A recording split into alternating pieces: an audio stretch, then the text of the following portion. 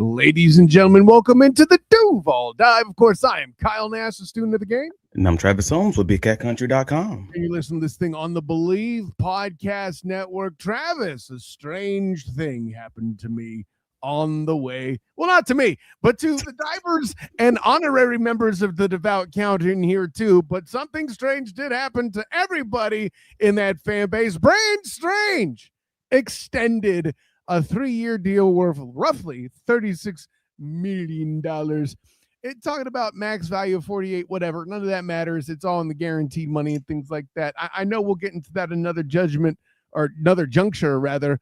But before I get into the comments here, had a couple people parking with their initial thoughts here. I'll get into those in a second. But Travis, your initial thoughts before we get into the gravy of what this could mean, extending Brenton Strange for the Jags. I mean, immediate reactions, there's a lot of them. There's a lot of emotions, but the gist of it is it's an expected move. So you thought it was going to happen. It happened. Great for Duval. There are a lot of questions that kind of linger with the move being made. But if you've been paying any attention to this fan base, to this market, you knew it was coming. It is what it is. So great job getting it at the $12 million range. Oh man, base salary. Hey man, yeah, don't threaten me with a good time. That's it. So overall, that's just in my 3-sentence summary. Hey man, when you get it for that amount, for that small amount we're talking about, I'm always going to be good. Good job on Gladstone. Good job, from the agents on Strange's side. I think it was a great deal overall for both sides. And we're making all the strange things, but apparently not so strange in the eyes of Travis T. Holmes. Preston in the comments. I'm a bit surprised, not going to lie. I'm with it, though. Now the decision through 26 is P-Dub and D-Ham. Strange can focus on playing ball, and I do get the focus aspect of it. I'm very curious of why Preston is surprised about it. And I'm not sure if he's surprised about the amount, about the fact that you got him for just the $12 million. Are you surprised on that it happened or the details, Preston? Yes. Reyes in the comments. Amazing. Does that out the writing on the wall that they can't pay Parker, though? Interesting. We'll get to that a little later, I think. Especially with BTJ and Hunter still on rookie deals, I have a hard time believing they will pay Parker Washington. And we broached that topic. I think there's a little bit more depth there, but Travis, you don't seem to be concerned, rather. I'm not concerned at all. I mean, they have so much money that they still have the ability to open up. That I said this to someone in the Duval Dive comments on this past weekend, speaking under the Duval Dive header. So not my own YouTube, but on the managing YouTube, that the Jaguars have so many options that as far as what they want to do for the future, it would take a literal whole hour podcast to talk about all the potential ways that this thing could go. So the money is not the concern, but still watching over the money is a big thing. And that's kind of one of the arguments I'm having in one of my side group chats is the argument over whether or not $4 million is enough money to argue over with the Brenton Strange conversation. We will talk about that later, though. Yeah, fair enough. The Duvalian here in the comments, well deserved for Brenton. Love seeing Big Bro in teal, and he says it's rare that he catches alive. Glad to have you in, sir. Thank you for being the Duvalian that invaded this live edition. There you go. See, I got the dad joke in. Everything's good. There's some other questions here. I will weigh in with this. Like you say it as if it was a done deal. Everybody knew what was going to happen and all this other stuff. Sure. You had said it during a previous episode of the Duval Dive, that or maybe we were having a conversation or a call or something because we family, but you had mentioned the aspect and they still haven't extended Brenton Strange yet. I'm like, oh God, they have let that linger. And like for me, I kind of already thought they handled it already, and then you made me realize they didn't, and now a week or so later they lock it up. So do I think this was an essential move for how central? Let me ask you this question. I'll ask it this way. And maybe if we are successful in having JP Acosta on next week, I teased it. We can ask him this question. But is this the last piece that kind of solidifies all the moves that have been made in the offseason to get a blocky tight end core, to improve the run game outside of the guards, right? Even though they got E-Man, I know, but like that outside run blocking support that effort to be stout everywhere. I feel like this is kind of the last domino that would fall when it comes to that, potentially, not accounting for anything that could happen in training camp as well. And I honestly don't even believe in last dominoes with this front office. And I say that with any front office that I actually think I reasonably believe in. Because again, I want to be honest and say it. There's very rare that I believe in the front office. I'm being honest about that. And I only believed in this front office because I gave them the benefit of the doubt early on. I will also openly acknowledge that. I said I was going to grade them as an aggressive front office and give them a little bit of rope to hang themselves. And they've done nothing but win 13 games. So far, I'm still on board with the philosophy of backing these decisions until they bite them in the butt. So as it stands, I'm fine with everything that they've done overall, and I still believe that they're never truly finished, which is a positive thing. That could mean nothing, it could mean everything, but overall, I don't believe that this is the last thing because Parker Washington down there somewhere. And yeah, that piece. I'm going to bring in this comment from the General Mike Patton of Touring the AFC South. He did a video, he says, that mentioned the Pitts deal, and that would be watched by Strange essentially, and voila, a new deal happens. I'm going to push back a little bit, and we'll get into some of this later, I think. But because there's two different style of player, I'm not sure how much that applies. But I brought that up not necessarily to push back on your point, Mike, but to explain out loud. These are two, like, this is the Evan Ingram conversation that we had with Ben Troop 2 years ago, in my opinion, right? And you know, hopefully we can get Troop lined up here again and have this conversation about Brenton Strange and this tight end shift for the Jaguars from his perspective. But I don't know. You can point to it fiscally, but if they're comparing them, they're not the same kind of player. I don't hustling backwards. If you're bringing up Kyle Pitts in the Brenton Strange conversation, you're already off base, and that's not me throwing shade at Mike because Mike, you're my guy, is what I hear. Well, it's these are not comparable. They're not equal situations, and I have a comp for Brenton Strange, and I'm not going to ruin show content.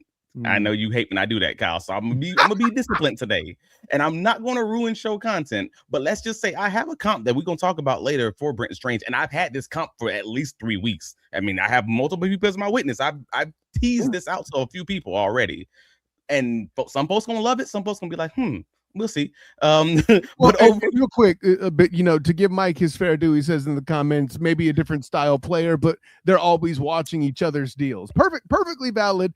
But to your point, and I agree with this, if that's how GMs are doing business, they doing it wrong. Because you're already following. You're supposed to be setting the tone to actually negotiate these and already understand where their floor is starting off early. So at that point, you don't have to be reactionary. My biggest thing was always, it was rumored already that they were close, and now you finally started hearing it on the radio over the past week. Oh yeah, they're really close around this range, and cool.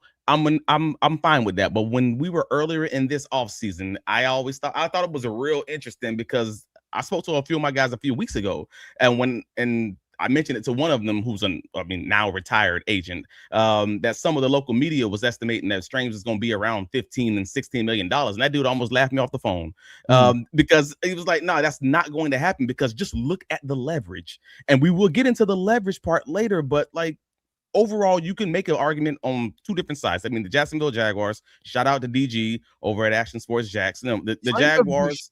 Daniel Griffiths. Friend of the show, to be clear. Yes, our guy. Brenton Strange, they were 11-1 when Strange finished games last season, and they were 2-3 in games when he didn't. 22 points a game when he didn't finish the game, 30 points a game when he did. That's obviously a great situation for the Jaguars, and in a lot of ways, it kind of makes that move feel more like Jacoby Myers because he's just a guy who when you have him in the roster, good things happen, and it just happens to work. So that's just how important he is to the roster. And as a dependable receiver and all of that, like, I get it. But again, I've been telling folks for weeks that these numbers were going to be lower than what they were talking about in these streets. So when the Kyle Pitts deal comes out and folks are like, oh yeah, he's definitely gonna get in between, he's going to get in between Isaiah Likely and Mark Andrews and just under Kyle Pitts. I'm like, man, y'all hustling backwards. We're not. Look at the leverage and look at the lay of the land. So when we'll get into it, but here you go right here. Adam Schefter put out before this still actually you're looking at George Kittle making 19 million, Trey McBride making 19 million. Kyle Pitts came in at around 18 if you're looking at the AAV, the average per year. Isaiah Likely then is all the way down to 13 million with Mark Andrews down at the same 13 million range. So now you're going to have Brenton Strange at that 6th spot, right under Mark Andrews. That's not a bad spot placement at all if you're James Gladstone, but also the incentives make a big difference within this deal because he can get, what is it, $12 million, $4 million a year in incentives. That's a big number, bro. No matter how you slice it. Well, and considering the opportunity he has if he stays healthy to beat that, I completely get this is a win-win all the way around, right? For me, this is all the risk being put for an injured player on the player, right? So from the Jags perspective, they're saying, hey, if you just give us what you gave us last year, which was reduced to a certain extent by the fact that he got hurt, right? You're going to be the 6th highest paid tight end. If you handle business like we think you can, you got a whole lot of corn coming your direction, and maybe you won't be getting paid George Kittle money. You already got rid of the graphics, so I can't compare the number exactly, but I think he was up there with Isaiah Likely kind of money there. Isaiah Likely's 13.3 and George Kittle was 19. But yeah, there was one there listed at 16, and I think it's Andrews. I might have been looking. No, 18. It was 18, and that was Kyle Pitts. Okay, so those are $4 million more. That puts him to the top 3. Yeah, okay. So he's up there. He'd be up there at number 4. In that 3 to 4 range, we'll say. If he's around that 16 mark, if he hits everything, if he hits on all cylinders. And that's the big difference. Like, because in terms of money, it guarantees that he's going to be on the roster for the next 3 or 4 years. And that's huge for this team. Obviously, they're going to have a natural out in the contract before the 2024 season. I don't have to see the contract to know that, just based on the guaranteed money. That's basic math. And that's going to make 2029 another contract year for Strange. So, like, I thought it was interesting. Folks call me a nerd. I call myself a nerd. I wear it with the badge of honor. I'm a nerd who played college football. Like that's an insult. Yeah, I'm a nerd who played college football with a 3.9 GPA. I round up. Whatever. Great GPA, and just happened to play college football and understand it. So I'm family with agents. So I look at money and look at the contracts a little bit different. And the first thing I thought when I saw this contract, I'm like, only 3 years. Okay, so he has the natural out before the 2029 season, but then 2029 is going to be a contract year. So then in that way, they're betting on, the Jaguars are betting on him. He has the $4 million of incentives every season, or $12 million overall. That feels a lot like the whole Josh Hines-Allen contract. And remember, when we were on the pod talking about that one, when it happened, I'm like, that's odd. You don't generally see that much in incentives on a contract. Like, even Isaiah Likely's contract only had like $7 million combined. I think those are coming from 2 different places. Let me correct you here, right? We said it then at the time. JHA's contract was laden with incentives because Trent Baalke didn't believe in him. All right. The reason why Brenton Strange is laden with incentives is to help battle the sins of Trent Baalke. Okay. This way you're only the cap. Right, exactly. Because then that way you're only paying a dude maximum stuff if they earned it, and you're getting that extra space. So while there are similarities on the paper, the incentive and the spirit of the signings are way different. Who's a nerd now? Jesus. I'm here for it because I don't mind people nerding out a little bit at all. I think we need to have more nerds in football and more jocks and non-jock activities. Hey, everybody keeps talking about football IQ, right? Whether it's here or me talking about Jack Plummer on the Storm Surge podcast having a high IQ. Like, we love IQ football players, and we don't talk enough about it. And that's it. Yeah, everybody love everybody. Let's go. Okay, champion. But yeah, you look like you're about ready to pull another stat here. I'm going to let you have the stage. I do want to make sure we give these guys their space to have their comments also, because I know I did a bad job of pulling the comments the last time, so I want to make sure I give some space. Somebody's critiquing you, my man. No, and let me know. Maybe let me know. No, we love the feedback. It's all good. And here's a stat I want to pull. Jags fan Dan in the building here. The Jags were 11-1 when Brenton Strange played last season. I knew they struggled some without him. I didn't know it was good for Hold me, Yeah. let me the math. 3-2? Yeah. Yeah, which I think that was Two the and three. 2-3. That's the Dan Griffin put it out. And that's when he finishes games, Yeah. not just playing. That's where it gets a little squirrely. But There you you got go. the gist of it. Yeah, They good when he plays, they not when he don't. Shocker. Cool. There we go.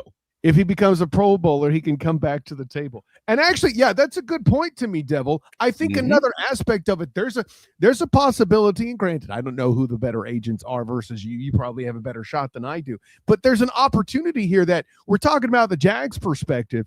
Maybe the people in Brenton Strange's camp will be like, listen, in 3 years, the Jags might be out of cap hell.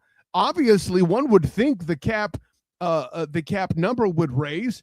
This is why they want to come back to the table in 3 years, just like the Jags do, because I think it'd be a win-win for both sides. Brenton can get more money, and the Jags can manage it better to deliver it because the volume will be higher, and the sins would have been, shall we say, exorcised from the bulky era by then, one would hope. Hopefully there's not too many new sins in the Stones era to cause problems, but we'll see about it in 29, right? I'd be shocked if that statement or some version of that did not come up in these negotiations at maybe at the end of it, like a little chocolate on the pillow or whatever you want to call it. But that, everyone's Brenton Strange's side and the Jaguars are probably hoping that he has 2 great seasons in 2026 and 2027. So then they can possibly extend him again for another year through that 2030 season, because that would mean that he's blowing his rookie numbers out of the water. Obviously, he didn't have much availability to truly dominate in 2023.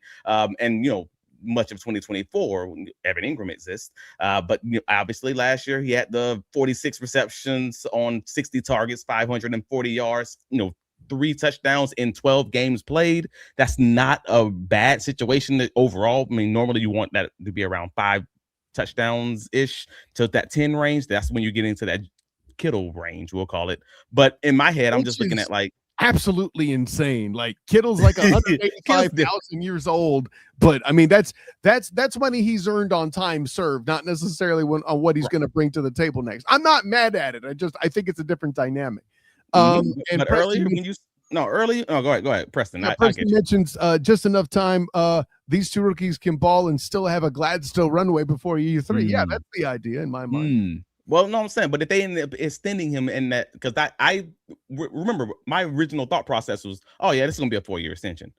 Oh crap, it was only 3 years. Okay, cool. So they're doing this because they want him to blow up over these next 2 seasons, and then they come back to the table and push that cap out into the future of that additional year. They'll tag on a year at that point, and then that helps Brenton Strange, because what happens in 2030 after the 2030 season? New CBA.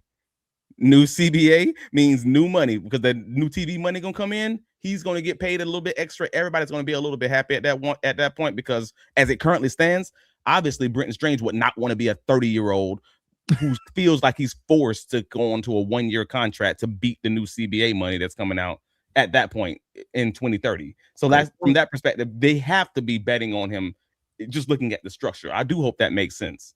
It does to me. Shouts to Mike Clinton in the comments. He's late to join. Safe to say Strange has earned the extension. That might be the most lukewarm take in the comments. But yeah, obviously he earned the extension. I don't think anybody would disagree with that. He says he's 50-50 on the terms. If you're still here, Mike, let me know in the comments what you don't like about it. He's 50-50 on the terms. Well, I don't know, because I think this is a great deal for James Gladstone and the Jacksonville Jaguars. But from Brenton Strange's perspective, I mean, it felt, when I said earlier, like it depends on like how you view the leverage. Strange in their camp, they got the best deal that they could, which kind of worked out well from my perspective for the team, because like they didn't have much leverage. Or somewhat, right? Like to the point I made earlier, if he does everything he's expected to do, he's a top 3, top 4 paid tight end in the league. Okay. Well, yeah, but knowing that receiving yards and touchdowns is what gets tight ends paid, and we just saw his stats, that what he's been able to actually produce, because some of that was limited last year, obviously, with him missing time. You end up missing 5 games. That matters a little bit. But now look at it from Brenton Strange's point of view right now. You got a stat wide receiver room who's entering year 2 of this offense that you kind of have to know that they could explode. You got multiple tight ends brought in this offseason, including a freaking 2nd rounder. That the team just showed you that that's important to them, and you can view that how you want to view that, because I'm sure if I'm in his shoes, I'm thinking like, they telling me that I shouldn't be worried, but also I ain't got paid yet, and they did spend a second round draft pick on a guy that can move me down just a little bit to make me a little bit more flexible as far as these numbers are concerned. And then looking through all that and knowing that I need the ball to get paid in a contract year on what I think is going to be a winning team. And then you have the franchise tag next year. Oh, that's the other piece. The franchise tag next year is projected just to be $17.5 million for 2027 for the tight end position. So like that was the reason I was early saying, I'm like, he was never going to get 16. They would have just kept him on the roster at this point and just let him play next year on the franchise tag. And this would have been a non-starter of a negotiation, talking about $15-16 million. That never was going to happen. Point with that. Yeah. And we don't know what the incentive numbers are yet. Maybe that would change our conversation. I'm assuming that they're reasonably attainable. We don't know that. We haven't seen them yet. Yeah. So like the question that we're getting all throughout, I mean, like a lot of people have their feelings. Some people are questionable on the value of the contract details. Other people seem to love it because they're looking at that $12 million figure. The question that everybody keeps asking, like, is it a good value? Or they're fighting about is it a good value? Is it an overpay? Is it an underpay? How do you feel about it? And that was why I was like, let's talk about the comps. And I know you're a 49er guy. One of the guys I'm going to bring up is not the actual comp, it's the ceiling. I know you ain't dumb like that. You wouldn't make that mistake. So yeah, man. So George Kittle's the ceiling. He's the dream of what the Jaguars could think and hope that Brenton Strange might be able to become. Because when you look at his 2017 season, 43 receptions on 63 targets, 515 yards on 2 touchdowns. That sounds eerily similar to Brenton Strange's 2025 season. Thank you, Social Alky, for providing the numbers you're going to forecast for 26 here, or that maybe you meant 25. I don't know, but yeah, that's very similar to those numbers. Yes. So if you believe that maybe these young bucks, these rookies that are being brought in are going to allow Brenton Strange to be more into the passing game, to get more receptions like a George Kittle that we know today, or like a Sam Laporta or something along those lines, then all of a sudden you think from the Jaguars perspective is you're investing low on this guy right now because he's about to blow up. There is an argument to be made there. So I'm not necessarily going to push back against it. I'm just like, hey, that dude had 1,300 and 1,000 yards and 5 TDs in his first 2 blow-up years. If Brenton Strange gives me anything close to that, I'm dancing in the street and I'm a Duval County Jacksonville Jaguar fan. That's it. You're not wrong. Yeah, and I see why you're putting Kittle's numbers out there, because to be honest, are they the same player or no? And I don't think it's particularly close or fair to ask for that. What I will say is you are showing how high the bar can be, and I'm getting awakened by how close Brenton Strange was to it. Because if you extrapolate his numbers out, if he stays healthy, that's some fascinating stuff, Travis Hall. First starting season. So I'm just comparing that to Kittle having the opportunity. We always talk about the runway being cleared. That's what I'm referencing, and I'm comparing this to that. This is a runway being cleared for what it looked like with George Kittle. That's what it looks like for Brenton Strange. Now we'll see what it looks like for Brenton Strange when he has a full season, and maybe he might be in that 1,000-yard range, 5 touchdown conversation. And we are talking about, boy, y'all remember when we got Brenton Strange for $12 million a year? That was crazy. Like, that's the hope. I think that's what everybody's kind of just banking on at this point. But imagine, and this is the part where I think you're just beyond undoubtedly correct, that it favors the Jags in this way. We're talking about the upside being George Kittle. That, by that extension, the Jags essentially saved $1 million. No, $2 million, right? No, $3 million, because it's 16 versus 19, right? 16 versus 19, yeah. So okay, cool, But even if you want to go to another guy, like, because again, I'm going to take a look at the other guys who are in that general range. Like you're talking about maybe a Mark Andrews who's older. Like he's obviously an older cat now because he's making $13 million a year. He's lost a step. But when he signed his rookie contract extension back in 2021, that was for $14 million. And that was at a time when the salary cap was only like $180 million. So you're talking top 4, top 3 guy money at that point. But again, you're talking another guy who had around 50 catches, 500 yards, 3 touchdowns, and all of a sudden they just blow up in that following season. And you're like, dang, we were lucky to get in low on these guys as kind of one of your buy low opportunities. And the Ravens are also now paying, at the point they were paying, Isaiah Likely for a point. So it was just like, okay, cool. Yeah. I think another thing worth mentioning is getting in on the Brenton Strange sweepstakes this early. Because we mentioned Kittle and Andrews. They both have big price tags. And Father Time's an a-hole. Like, those two aren't going to put up numbers like they have in the past, because Father Time is an a-hole who's, in fact, undefeated. Those are the facts of the case. But mentioning comps, I said earlier, I had my comp, and I've had my comp for all of this season, this entire offseason since free agency happened. And it was, for me, it was, everybody kept bringing up Kyle Pitts after he recently got signed. It was Isaiah Likely for me. And I know folks don't love that because Isaiah Likely also wasn't getting the reps in that way. Like, he wasn't getting a lot of the targets in that way because he was splitting in a tight end room with the aforementioned top 3 paid Mark Andrews, right? But if you're looking at it from the perspective of that guy just got paid this free agent cycle, averaging 13.3, per year, and then you're telling me that Brenton Strange is going to get 16? How? Where? With what support? Where's the leverage that shows me that that guy's going to get paid that? Like, I didn't think it was going to exist, and that's kind of why I said I wouldn't pay Strange more than 13.5, and they ended up in that same ballpark. And I'm happy to see that the Jaguars got a deal. Also kind of happy to see that I was right, just from that perspective. As an aside, of course. But with the chance, but he has a chance to make 16 million. Meanwhile, Isaiah Likely's max deal, even with his incentives, is only 15.8. So Strange, in betting on himself, still found a way to negotiate a deal that makes it so that he can make more than Isaiah Likely if they both produced, but also still making a guaranteed of a little bit less just because he's coming off an injury season. So it was a give and take from both sides in that way, if that makes sense.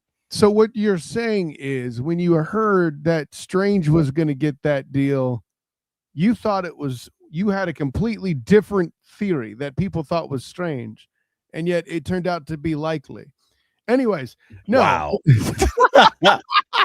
No, but listen, all these silly puns that write themselves aside, I think Isaiah Likely and Brenton Strange are kind of comparable players in terms of their play style. I agree with you there. I think the difference with Likely is he was going to the table without being a proven starter. Do we think he's capable of it? Yeah. Did he play a lot of games while Andrews was hurt? Absolutely. Sure. That's it. But the argument could be made, you aren't the bona fide guy, and we, the Giants, need you to be, with a dude that is guaranteed to miss games with his playing style in Cam Scatteraboo that we're going to be depending a lot on, and a quarterback in Jackson Dart that we can't guarantee we can protect today. We need you helping in both things. So, yeah. Sure. And that's fair. But again, splitting the time with Mark Andrews gave him the ability to show those flashes. No different than you saw the flashes of, at this point, half of a season, a little more than half of a season with Brenton Strange last year when he finally had his opportunity. If they were going to sign Cole Van Lannon after a 7-8 game sample size, and you're going to sign Jacoby Myers after an 8-9 game sample size, you sign a Brenton Strange with that much of an opportunity kind of laid in front of him, and for him to produce in that way that he was dominating in the run game and also dominate as a receiver. That was an easy conversation. It was just going to come down to the money, making it work. Yeah, Preston makes this, I think, that kind of states what I was going for a little bit more succinctly. Likely is some projection by the management. Strange put his projection on the deal, and I'd be cool with that if I was Stones too. Show me then, I'll pay you for it, which is exactly what the incentives are. I think there's some there too. Sure. Regarding, I think Likely was a projection, but Likely also performed in his limited opportunities, and I don't think it was like so crazy because again he was splitting the time. That's all. But there is a difference. It's slight. I'll agree with that. And yeah, there's a comment here I want to address before we go to the next piece here. Sure. Juan Beaudry, Ron Beaudry. I love Ron. Juan Beaudry. Ron Beaudry in the comments. There's a lot of good receivers on this team, including tight end position, running back position. Yeah, you have receivers at all skill positions. Going to be hard to get high numbers and playing time on the Jaguars this year, which is a good thing. I don't think, though, this impacts Brenton Strange's performance opportunities. What this tells me, he'll have more opportunity to actually catch the ball uncontested, which I don't feel like he had a lot of opportunities to do, right? So I don't know. I don't know.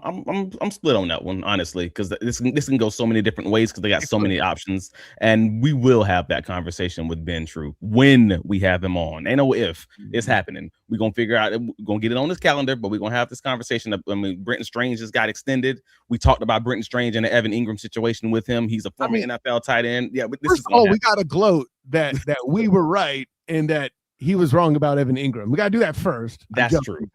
But then after that, he can evaluate.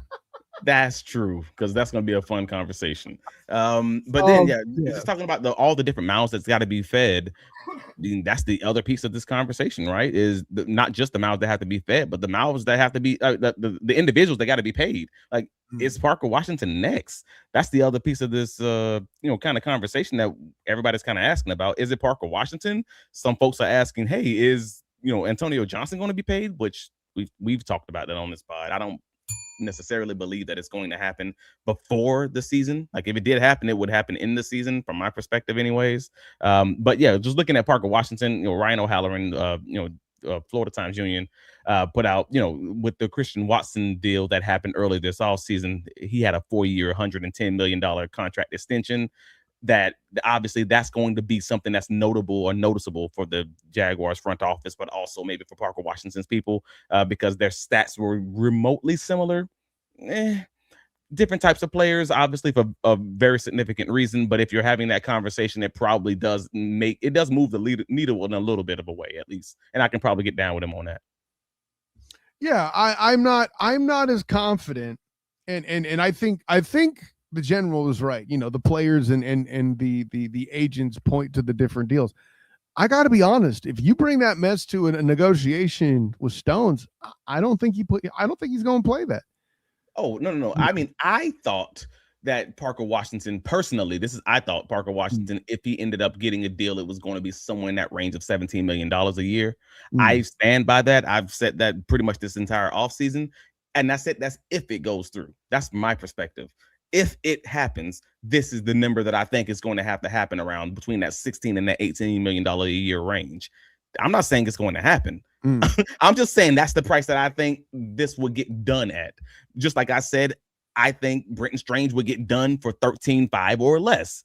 If it gets done, this is the number that I think it gets done at. I agree with the same. So if it doesn't get done for Parker Washington before week 1, then that's somebody choosing to bet on themselves, maybe, or something along those lines where they're just like they're not in the same ballpark, and that happens also. That could be as well here. I'll give you. Listen, we always love to show a little bit of love to Big Cat Country here, there too. By the way, so before we get to the comments, oh yeah, Big Cat Country, mark your calendars for training camp and joint practices. 3 joint practices. Lord, this year, if I read that right, which a potential opportunity, by the way, that you'll be seeing one Devin Lloyd in one of these joint practices. Awkward. I mean, I'm going to be looking for Cam Camper of the Orlando Storm.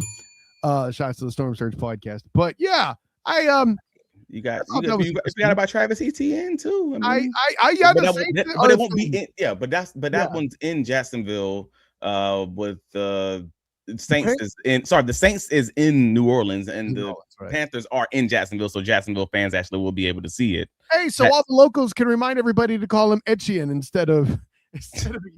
Yeah, be like, what's up with that? But yeah, I mean that. So we got what, August 13th for the New Orleans Saints joint practices. So if anybody's in the New Orleans area or going to be vacationing there at that time for the preseason game, maybe you want to come a few days early if you want to see if you can get into the joint practices. That makes some sense.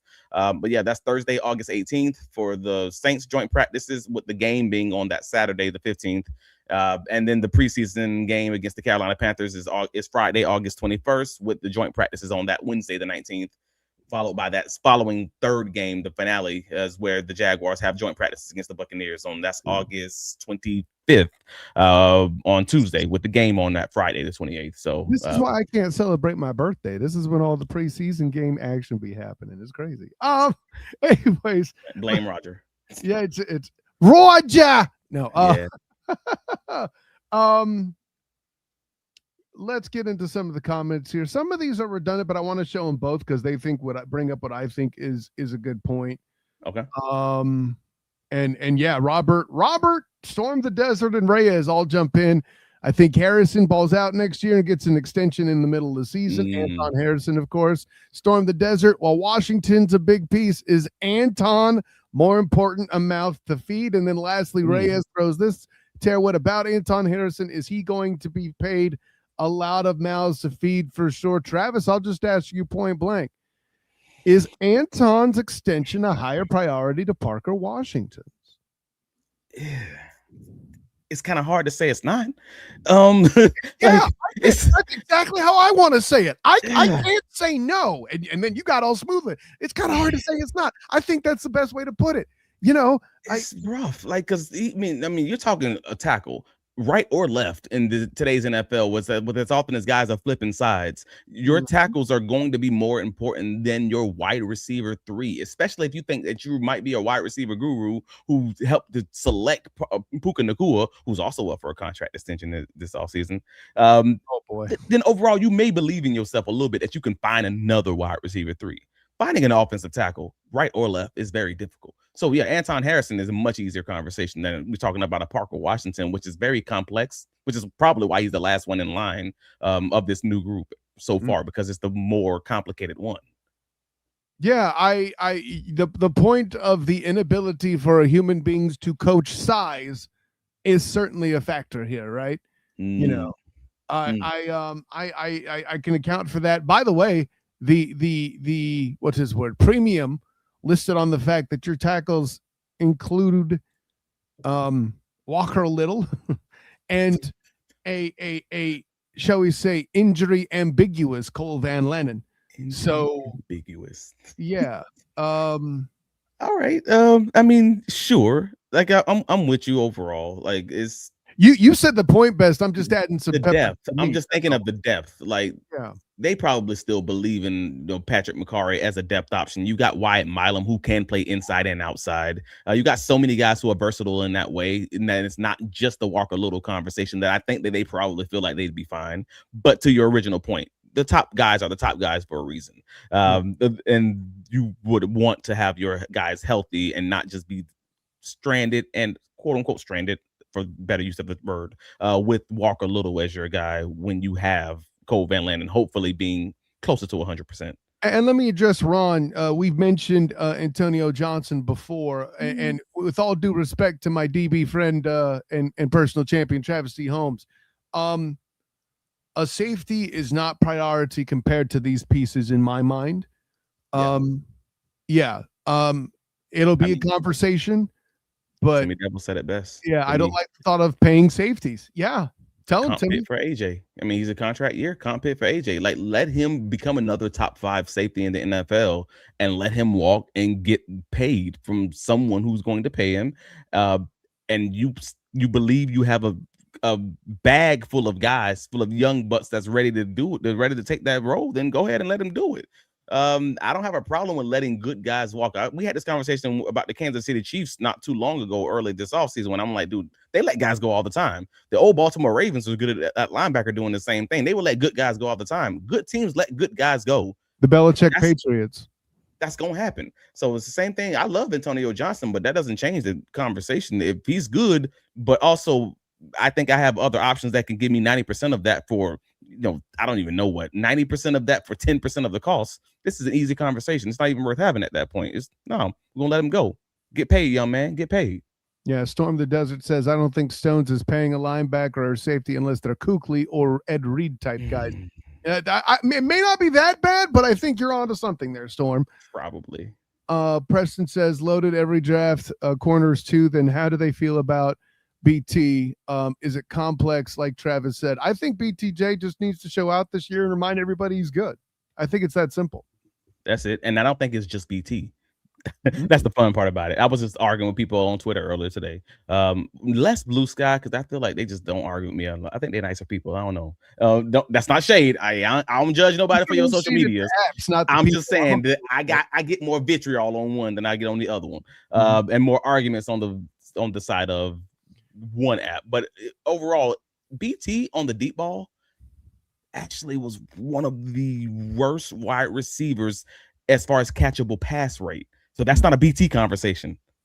That's a Trevor Lawrence conversation. Which That's them getting on the same page conversation. I mean, I'm talking like it was only 3 receivers that got more than 30 passes out of 111 receivers who were in that, like, who were lower than him. And it was like Mike Evans was the only one that I believe was like a big name receiver like that. And he only played like a portion of the season. So it was like small sample size. So overall, I'm like, I think they just got to get on the same page. So if they start completing passes like we've seen in OTAs and minicamp and everything else, then you're having a totally different conversation about Brian Thomas because of those splash plays. And that's enough to carry folks, even if he's not running across the middle.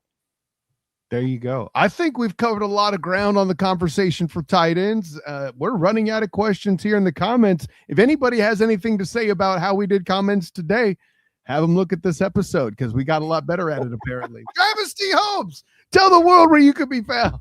Oh, bigcatcountry.com. Please do me a favor and take a look at the site. If you see an article that's written by anybody there, click it.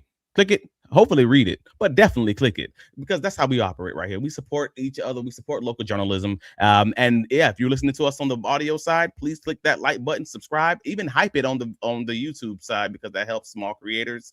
And PT Phone Home, shout out to you. Have your local librarian read the latest Big Cat Country articles if you can't read. I just love that y'all support like in all the ways. But bigcatcountry.com, Travis D. Holmes on all the socials. By the way, another way they could support your creativity is some of the t-shirt designs you put on our merch site. Find that in the description, by the way. Printify, our Printify site, right? So we're trying to get that off the ground. Make sure you check out some of the swag there, including the t-shirt you may not need for a few years, hopefully, but this team makes me drink t-shirt.